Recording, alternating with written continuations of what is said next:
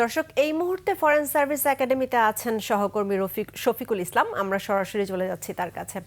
শফিক, আজ কি কি নিয়ে আলোচনা হলো, সর্বশেষ কি তথ্য আছে আপনার কাছে আমাদের জানান।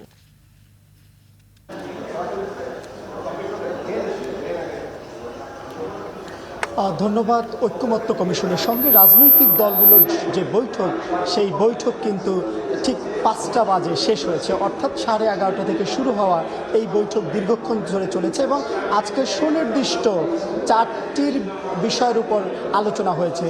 যে আলোচনার মধ্যে ছিল যে 70 অনুচ্ছেদ ছিল সংবিধানের, এছাড়াও ছিল স্থানীয় যে তত্ত্বাবধায়ক সরকার ব্যবস্থা সেটি ছিল, পাশাপাশি নারীদের যে সংসদীয় আসন সেটি ছিল এবং সেই সঙ্গে অন্যান্য যে আরও বিষয়, মোট 4টি বিষয়ের উপর আলোচনা হয়েছে। এবং এই আলোচনার পর প্রথম পর্যায়ে কিন্তু প্রায় 2টার দিকে একটা বিরতি দেওয়া হয়েছিল আধা ঘন্টা। সে সময় বিএনপির পক্ষ থেকে সালাউদ্দিন আহমেদ তিনি এসে গণমাধ্যমে কথা বলেছেন।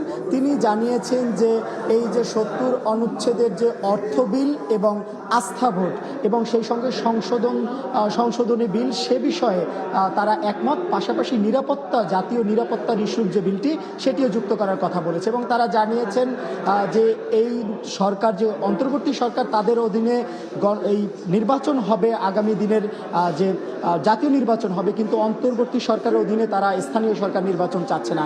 এছাড়া এনসিপি এবং জামাত তারা কিন্তু একমত পোষণ করেছে, তারা অন্তর্বর্তী সরকারের অধীনেই নির্বাচন চাচ্ছেন।